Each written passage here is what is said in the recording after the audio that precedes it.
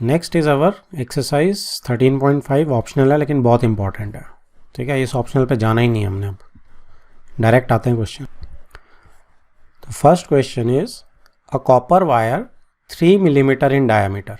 ठीक है, copper wire जो है 3 मिलीमीटर है डायमीटर में, is wound about a cylinder whose length is 12 centimetre and diameter is 10 centimetre. ठीक है जी, तो सिलेंडर का मेरे पास क्या दिया हुआ है, मुझे लेंथ और डाया दोनों दिया हुआ है। सो अगर ये सिलेंडर है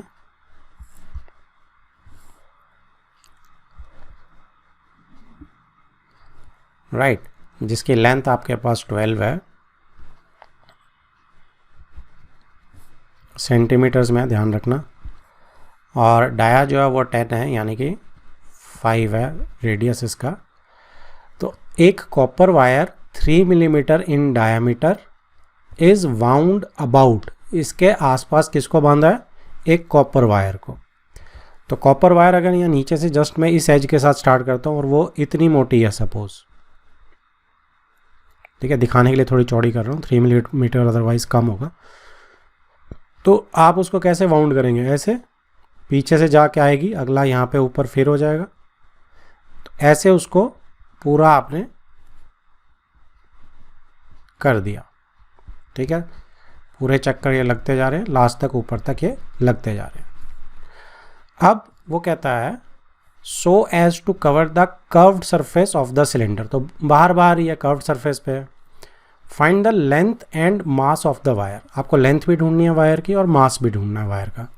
assuming the density of copper to be 8.88 gram per centimetre cube, gram per centimetre cube density होती है। इसका क्या मतलब है कि इतने वॉल्यूम का इतना मास है। ठीक है, तो इसको हम डेंसिटी बोल देते हैं। तो ये वॉल्यूम के यूनिट्स हैं, तो वॉल्यूम अगर हम निकाल लें इस कॉपर वायर का तो उसको 8.88 से मल्टीप्लाई कर देंगे तो मास आ जाएगा। ठीक है, सबसे पहले लेकिन उसके लिए मुझे लेंथ चाहिए कि कितनी लेंथ है। नाउ सी, इस कॉपर वायर की जो चौड़ाई है, जो थिकनेस है, ठीक है, वो कितनी है, 3 मिलीमीटर। तो वो जो 3 mm है वो क्या है, वो ये इतना है ये। ठीक है, एक राउंड में आप देखेंगे अगर उसकी मैं चौड़ाई की बात कर रहा हूँ तो इस टाइप से दिख रही है मुझे। अब कितना एरिया कवर कर लिया इस कलर ने, इसने सिलेंडर का हाइट का यानी कि 12 का लेंथ जो है उसका उतना एरिया कवर कर लिया जितने उसका डायामीटर है, मतलब 3 mm। समझ आ गई बात। और एक चक्कर में कितना यूज़ हो रहा है, 2πr, इस सिलेंडर का जितनी सरकमफ्रेंस है एक राउंड उतना होगा इसका लेंथ। ठीक है, तो इस कंसेप्ट को हम यूज़ करेंगे। तो सबसे पहले हम कहते हैं कि लेंथ ऑफ, या एक काम करो कि नंबर ऑफ राउंड्स निकाल लेते हैं, number of rounds of copper wire. कितने कॉपर वायर के राउंड्स हैं, टोटल हाइट कितनी है, 12 है, डिवाइडेड बाय 3 mm, ये सेंटीमीटर्स है, और 3 mm से डिवाइड करेंगे इसे। ठीक है, यानी 120/3 कर देंगे, यहाँ पे एक ज़ीरो लग जाएगी, तो ये 40 आ जाएगा। तो 40 जो है वो राउंड जिसके ऊपर चढ़ेंगे सिलेंडर के ऊपर। अब एक राउंड की लेंथ कितनी है, लेंथ ऑफ 1 राउंड, तो ये आपकी कितनी है, 2πr। ठीक है, यानी कि 2πr आप किसका लेंगे, 5, ये वाला सिलेंडर का, तो ये कितना हो जाएगा, 10π हो जाएगा। ठीक है, और फिर अगर मैं बोलूँगा तो लेंथ ऑफ 40 राउंड्स कितनी होगी, क्योंकि 40 राउंड्स है ना ऐसे, तो वो कितनी हो जाएगी, 40 इंटू 10π, यानी कि 400π।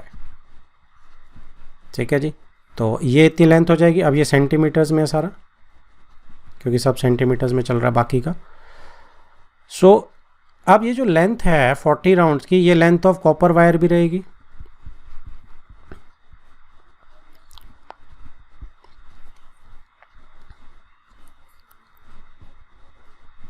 ठीक है, अब मुझे डेंसिटी के लिए वॉल्यूम चाहिए, तो वॉल्यूम क्या होगा? अब ये कॉपर वायर है, ये भी तो इटसेल्फ इज अ सिलेंडर है, तो ये जो कॉपर वायर है ये भी एक ऐसा लंबा सा सिलेंडर बन गया, ठीक है जी। लेंथ कितनी आ गई इसकी? लेंथ इसकी 400 पाई आ गई सेंटीमीटर्स में, और इसका डाया तो 3 mm है ही है मेरे पास, तो रेडियस कितना हो गया? 3/2 mm।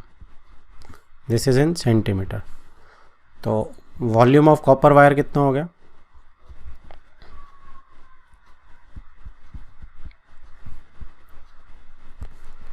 πr²h, तो पाई r इज 3/2 mm,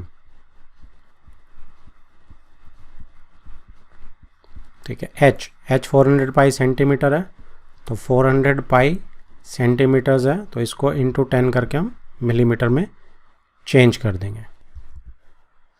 तो इसमें देखो अब क्या करेंगे हम, देखो यहाँ पे जो मैंने मिलीमीटर लिया है ये मल्टीप्लाई करके, इसको मैं रिवर्स करने वाला हूँ। क्यों करने वाला हूँ? क्योंकि ऊपर मेरे को ध्यान आया कि डेंसिटी जो है पर सेंटीमीटर क्यूब की दी हुई है, तो वॉल्यूम जो है वो पर सेंटीमीटर क्यूब में आना चाहिए, ठीक है जी। तो पर सेंटीमीटर क्यूब में अगर लेंगे तो हम इसको छोड़ देते हैं, इस 10 को मैं काट रहा हूँ, इसको नहीं ले रहे, इन 2 मिलीमीटर्स को सेंटीमीटर में कन्वर्ट करेंगे, यानी 2 10 से डिवाइड करेंगे, ठीक है। तो ये जो मिलीमीटर्स हैं दोनों सेंटीमीटर में कन्वर्ट हो जाएंगे। तो ये जीरोस कट गई आपके यहाँ पे, ठीक है। 2 2 4 भी कट गया आपका। तो ये आप इसमें 3.14 वैल्यू डाल रहा हूँ मैं पाई की, 3.14 का स्क्वायर इंटू 9, ठीक है। 3 × 3 9 हो जाएगा। तो ये आपका आ जाएगा 88.7364 सेंटीमीटर क्यूब, ठीक है। आप यहाँ पे भी पाई की वैल्यू डाल दीजिए 3.14, जब हम एक जगह 3.414 ले रहे हैं तो यहाँ पे भी 3.14, और इनफैक्ट अगर आप 3.142 ले लोगे तो और एग्जैक्ट आ जाएगा आंसर, ठीक है जी। सो मैं इसको मल्टीप्लाई कर देता हूँ, तो ये 2 0 से डेसिमल ख़त्म हो जाएगा। 4 4 16 1 4 1 4 5 4 3 12 1256 सेंटीमीटर। ये तो आपकी एग्जैक्ट जो है, एग्जैक्ट तो नहीं अप्रॉक्सीमेट ही है क्योंकि हम पाई की वैल्यू ऐसे ले रहे हैं। तो 1256 आपकी लेंथ ऑफ कॉपर वायर आ गई, और नीचे वॉल्यूम आपका ये आ गया।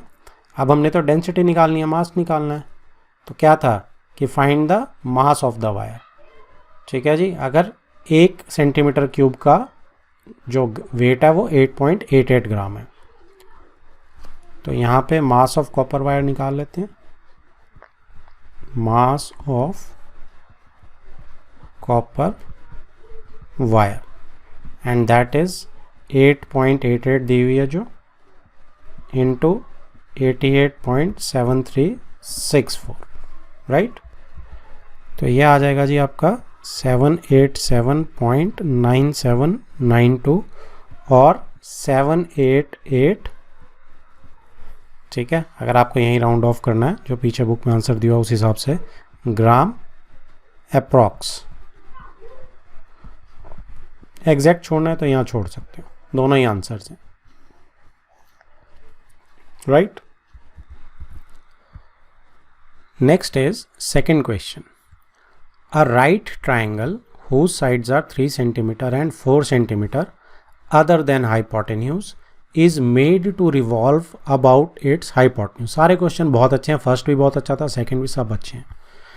Find the volume and surface area of the double cone, ये वर्ड आपके लिए नया है, सो फॉर्म्ड, ठीक है। Choose value of pi as found appropriate. See उसने आपके हाथ में छोड़ दिया कि जो आपको यूज करना कर लेना, जो आपको ठीक लगे, ओके। सो एक राइट एंगल ट्राइंगल है, एक राइट एंगल ट्राइंगल बना लेते हैं हम लोग।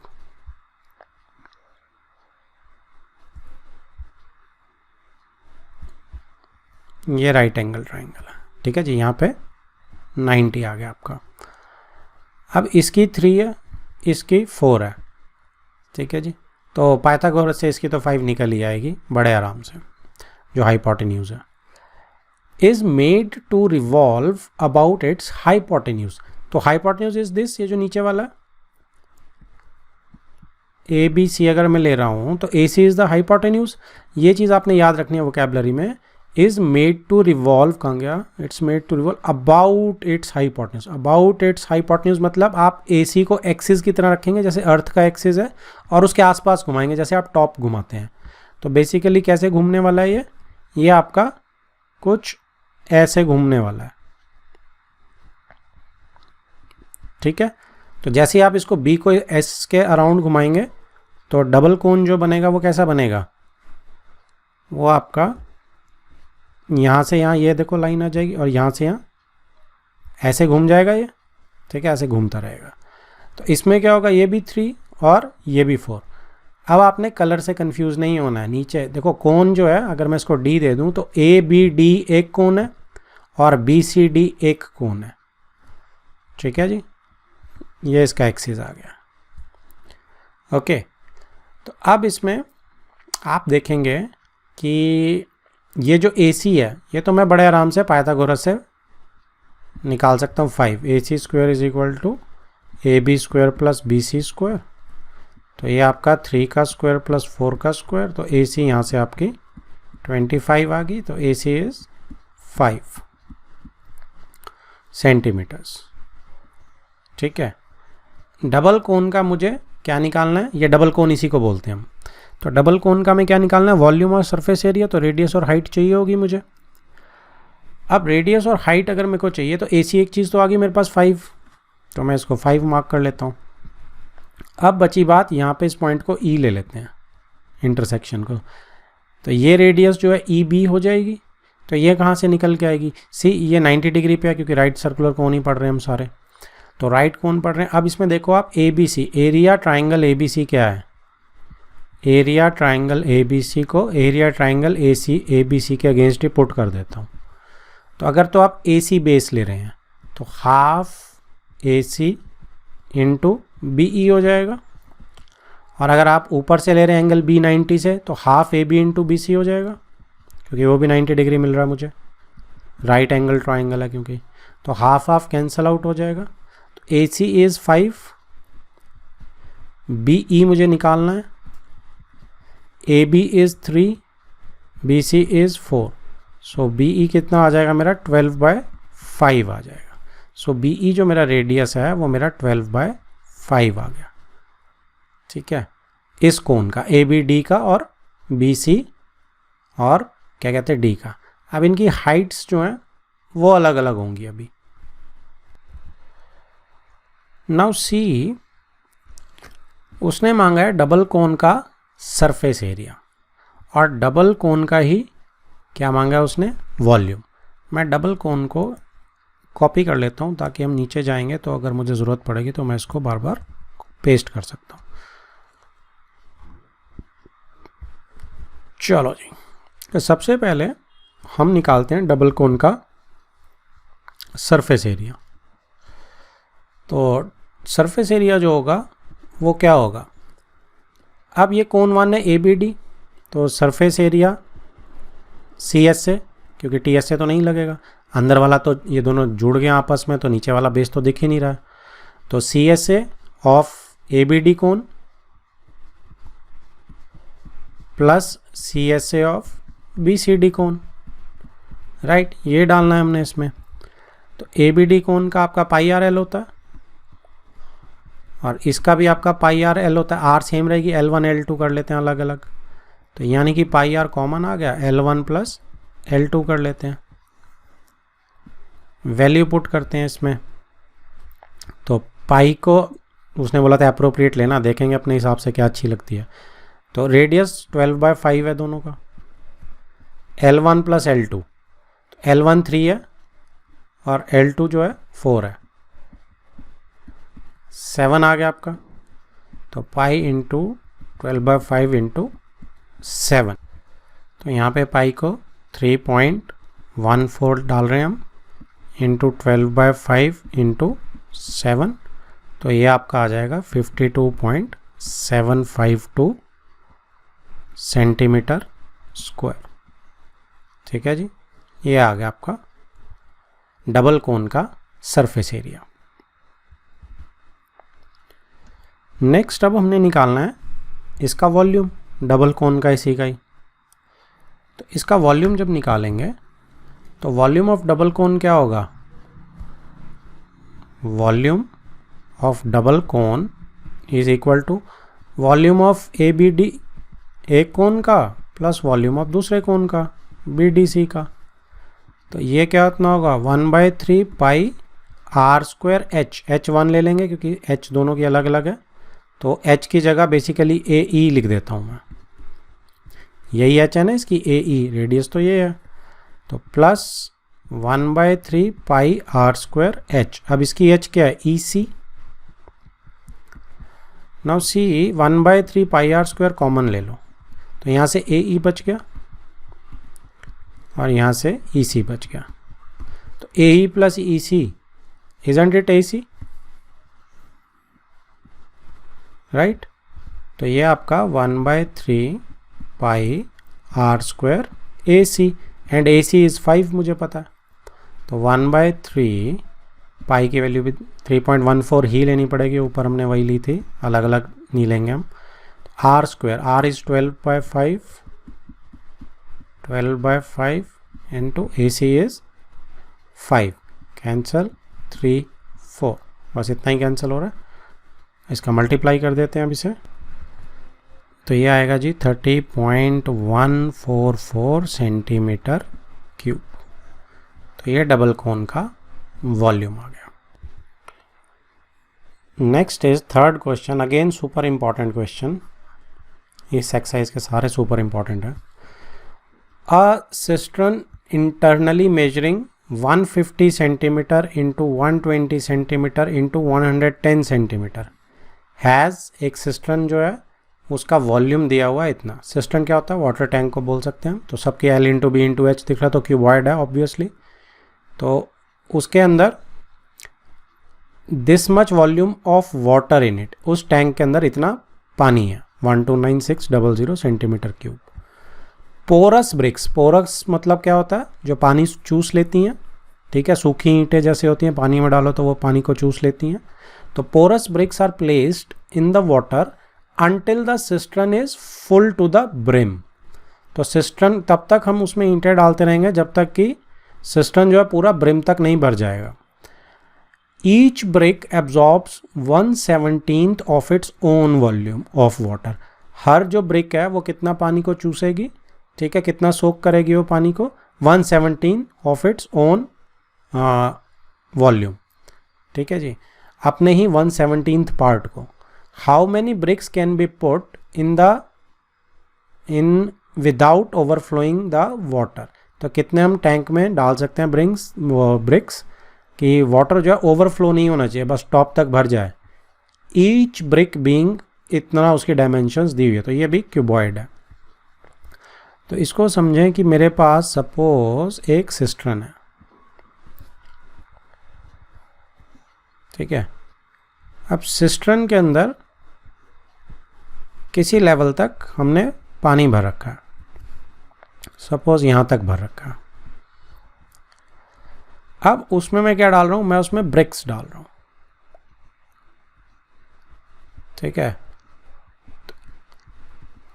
अब इस ब्रिक की भी डायमेंशन है मेरे पास और मेरे पास सिस्टर्न की भी डायमेंशन है, ठीक है, दोनों क्यूबॉइड की डायमेंशंस हैं। तो अगर मैं डायमेंशंस लिखूँ तो इसकी 150, 120 और 110 सारे सेंटीमीटर्स में है, ब्रिक्स की भी सारी सेंटीमीटर्स में है। तो ब्रिक की जो है डायमेंशंस है, अगर मैं इधर बना लेता हूँ एक ब्रिक बड़ी करके थोड़ी सी, तो इसकी डायमेंशंस जो है 22.5, 7.5 और 6.5 है। अब ऐसी कितनी ब्रिक्स इसमें डाली जाएं कि इसका जो पानी है वो बिल्कुल ब्रिम तक भर जाए। तो सपोज इसमें n ब्रिक्स में डाल देता हूँ, ठीक है। हाउ मैनी ब्रिक्स, सपोज मैं इसमें n ब्रिक्स डाल रहा हूँ। तो अगर मैं इसमें n ब्रिक्स डाल रहा हूँ तो n ब्रिक्स का वॉल्यूम जो है ऐड कर रहा हूँ मैं, सीधी सी बात है। अब ये कितना पानी चूसेंगी, ये इसी n ब्रिक्स का जो वॉल्यूम है उसका 1/17 जो है पानी को चूस लेंगी। तो 1/17 पानी जो है इसमें से कम हो जाएगा, ठीक है, लेकिन उतना ही मुझे ब्रिक्स से ऊपर तक भरना है क्योंकि पानी तो ऊपर तक जाएगा। देखो अब हमने क्या किया है, इसकी इक्वेशन बनाते हैं हम। देखो सी, मेरे पास ये जो सिस्टर्न है ये फुल करना है मुझे, तो इसका वॉल्यूम तो मुझे चाहिए ही चाहिए। तो इसका वॉल्यूम जो है मेरे लिए सबसे प्राइम हो गया कि इसके वॉल्यूम के बराबर करना है जो भी करना है, 150 इंटू 120 इंटू 110। ठीक है जी। अब इसमें कितना वॉल्यूम है, अब जितना पानी है इसमें, पानी कितना है इसमें 129600 सेंटीमीटर क्यूब, चलो यूनिट नहीं लिख रहा हूँ मैं। ठीक है, अब इसमें आपने n ब्रिक्स डाल दी हैं, तो आपने जब इसमें n ब्रिक्स डाली हैं तो आपका ऐड हो जाएगा वॉल्यूम। तो n ब्रिक्स जब आप डालेंगे तो n इंटू ये वॉल्यूम यहाँ पे दिया हुआ है, एक ब्रिक का तो 22.5 इंटू 7.5 इंटू 6.5 हो जाएगा। इतनी ब्रिक्स आपने डाल दी। अब ये ब्रिक्स कितना है, पानी भी तो चूसेंगे इस वॉल्यूम के 1/17 के बराबर, तो मैं माइनस करूँगा किसको, n/17 को। ठीक है, और वॉल्यूम तो यही रहेगा इसी वॉल्यूम के n/17, क्योंकि वॉल्यूम तो n इंटू दिस है, तो उसी का 17 से डिवाइड कर दो बस आप। ठीक है, तो ये आपका आ गया। ठीक है, अब इसको कंसेप्चुअल वे में अगर हमने समझना है, क्योंकि यहाँ मैंने सारी फिगर्स लिख ली हैं तो हमें ज़रूरत नहीं पड़ेगी ऊपर की। सी हम क्या कर रहे हैं, हम वॉल्यूम ऑफ सिस्टर्न जो ले रहे हैं वो किसके बराबर होगा अब जब टॉप तक फुल हो जाएगा, वॉल्यूम ऑफ वाटर जो उसमें ऑलरेडी है, ठीक है, प्लस वॉल्यूम ऑफ ब्रिक्स जो हमने ऐड करी हैं, n ब्रिक्स बेसिकली आप ये कह लो, वॉल्यूम ऑफ n ब्रिक्स जो आपने ऐड करी हैं, और माइनस करेंगे वॉल्यूम ऑफ वाटर जो वो चूस चुकी हैं। ठीक है, वाटर एब्जॉर्ब्ड, कौन सी, वही n bricks, same n bricks. ठीक है, अब आप यहाँ से देख सकते हो ये कॉमन भी आ रहा है। ठीक है, तो अगर आप इसको कॉमन करेंगे, साथ साथ मैं मल्टीप्लिकेशन भी कर देता हूँ यहाँ पे आपके, तो ये कितना आ जाएगा, ये आपका आ जाएगा 1981234। इसके बाद 129600 एज इट इज़ रहेगा, प्लस अब आप क्या करोगे, ये कॉमन ले लो n इंटू ये 22, इसको अगर मैं मल्टीप्लाई करूँगा, ये दोनों को कॉमन ले रहा हूँ मैं, आप इसको मल्टीप्लाई कर सकते हो, तो ये आपका आ जाएगा 1096.88। ठीक है, अब जब आपने कॉमन ले लिया तो ये सारा तो कॉमन ही ले लिया आपने ऊपर से। ठीक है, ये 1096.88 है, तो ये कॉमन ले लिया तो यहाँ 1 बच गया, माइनस यहाँ से ये भी सारा कॉमन ले लिया आपने, तो सिर्फ 1/17 बच गया। ठीक है, तो ये कितना हो गया 129600 प्लस n 1096.88 इंटू 16/17। ठीक है, 4 0। अब आप इसको सब्ट्रैक्ट कर दो, तो ये इधर जाके ट्रांसपोज हो जाएगा, इसको इधर भेजो ट्रांसपोज करने के लिए, तो इस सब्ट्रैक्शन से बच जाएगा आपका 1850400 is equal to n into 1096.88 into 16/17। बस अब फाइनल ट्रांसपोज रह गया हमारा, तो 1850400 इंटू 17, इसको ट्रांसपोज कर रहा हूँ, नीचे आ जाएगा 1096.88 इंटू 16। ठीक है जी, आप इसको सारे को सॉल्व करेंगे आराम से, बड़े आराम से करना, इसको 100 ऊपर डाल देना, रिड्यूस करते रहना, तो ये आपका आ जाएगा 1792.410। दैट मीन्स रफली ये किसके बराबर आ गई, क्योंकि ब्रिक्स है ना, 0.4 ब्रिक्स तो आप लिखोगे नहीं कि इतनी ब्रिक्स चाहिए, n है ना, क्योंकि ये दिस इज़ योर n ना, तो आप ये तो लिखोगे नहीं कि मुझे 0.4 भी ब्रिक चाहिए, तो आप रफली इसको 1792 ब्रिक्स तो पूरी मुझे चाहिए, तो रिक्वायर्ड नंबर ऑफ ब्रिक्स जो आएगी वो ये आएगी। Next is fourth question, in 1 fortnight, fortnight क्या होता है, 15 दिन, of a given month there was a rainfall of 10 centimetre. जब रेनफॉल 10 सेंटीमीटर बोली हो तो मतलब ये हाइट होती है। ठीक है, इन अ रिवर वैली, एक रिवर वैली के अंदर, if the area of the valley is this, तो एरिया आपको दिया हुआ है, दैट मीन्स वो बात कर रहा है कि एक क्यूबॉइड टाइप बन जाएगा ना, ये रिवर वैली है, अगर ये उसकी हाइट है, तो इतना रेनफॉल जो इस क्यूबॉइड में आएगा उतना रिसीव किया। तो इसका एरिया L इंटू बी दे रखा ऑलरेडी, तो 7280 किलोमीटर स्क्वायर इसका एरिया दे रखा है, और हाइट जो है इसकी 10 सेंटीमीटर दिया, तो किलोमीटर और सेंटीमीटर ये ध्यान रखना। Okay, show that the total rainfall was approximately equivalent to the addition of the normal water of 3 rivers of this length, this width and this deep। तो 3 रिवर्स हैं, ठीक है, उसने 3 रिवर्स दे रखी हैं, लेंथ ब्रेड्थ और हाइट दे रखी है, तो तीनों रिवर्स की क्यूबॉइड का ही डायमेंशन बनेगी।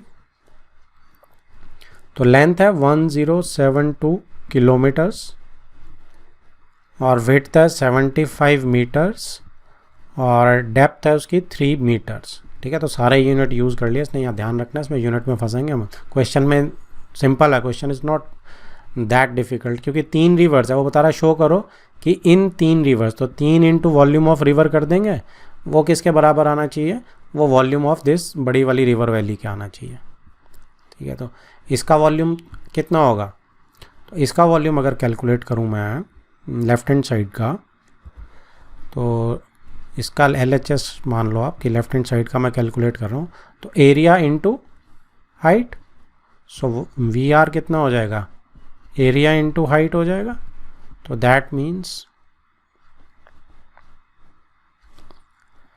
7280, ठीक है। देखो अगर इसे भी डिवाइड करूँगा तो 7 पॉइंट कुछ में आएगा आंसर, है ना, और अगर इसको मैं सेंटीमीटर स्क्वायर में करूँगा तो कितनी जीरोस लगेगी उसका थोड़ा ध्यान रखना।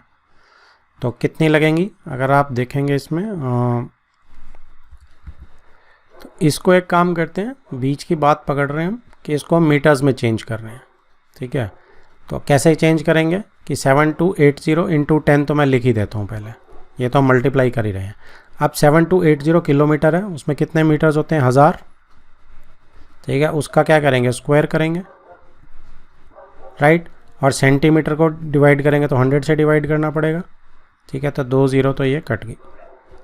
तो बेसिकली यहाँ 728 इंटू 10⁻6 हो जाएगा, और 7.28 करोगे तो इंटू 10⁸8 मीटर क्यूब, ठीक है। तो इसको यहीं पे छोड़ देते हैं। अब राइट हैंड साइड में अगर हम देखेंगे तो राइट हैंड साइड में हम 3 रिवर्स का ये करना है, तो 3 into volume of 3 reverse, so 3 into 1072, अब ये किलोमीटर है तो इसको यहीं पे मीटर में चेंज कर दिया मैंने, इंटू 75 इंटू 3, तो ये तो सिंपल मल्टीप्लिकेशन ही है, कुछ नहीं करना इसमें। तो ये आ जाएगा आपका 723600 और आगे 30, ठीक है।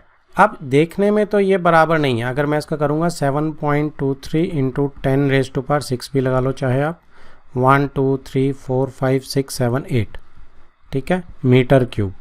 तो देखने में आपको ये बराबर नहीं लगेंगी क्योंकि 7.28 है, 7.236 है, बट जब यूनिट इतनी बड़ी है कि वो 10⁸8 है, ठीक है, तो ये इक्विवेलेंट कंसीडर होंगी क्योंकि आगे ज़ीरोस बहुत ज़्यादा है, ठीक है जी, बहुत बड़ी फिगर है ये। तो अगर आप इसको किलोमीटर्स में कन्वर्ट करोगे ना तो ये कितनी आ जाएगी, जब आप किलोमीटर्स में कन्वर्ट करोगे तो कितने 1000 से डिवाइड करूँ, 3 बार 1000 से डिवाइड करूँ, तो 3 बार 1000 से डिवाइड करोगे मतलब 9 ज़ीरोज़ से डिवाइड करोगे, 8 तो यहीं कट जाएंगी, 1 ज़ीरो लेफ्ट में चली जाएगी, तो 0.728 किलोमीटर क्यूब हो जाएगा ये। और ये कितना हो जाएगा, अगेन ये भी 0.7236 किलोमीटर क्यूब हो जाएगा जी, राइट। नाउ सी, अब डेसिमल प्लेस पे कितने, कौन से डेसिमल में जाके फ़र्क पड़ रहा है, 3rd डेसिमल पे। तो ये इक्विवेलेंट, इक्वल नहीं है, that's why he use the word equivalent, ठीक है। So yes, these both are equivalent, ठीक है जी। तो हमने ये प्रूव कर दिया। तो आप ये कह सकते हैं कि अप्रॉक्सीमेटली जो इक्वल होता है that is equivalent, right, in this case.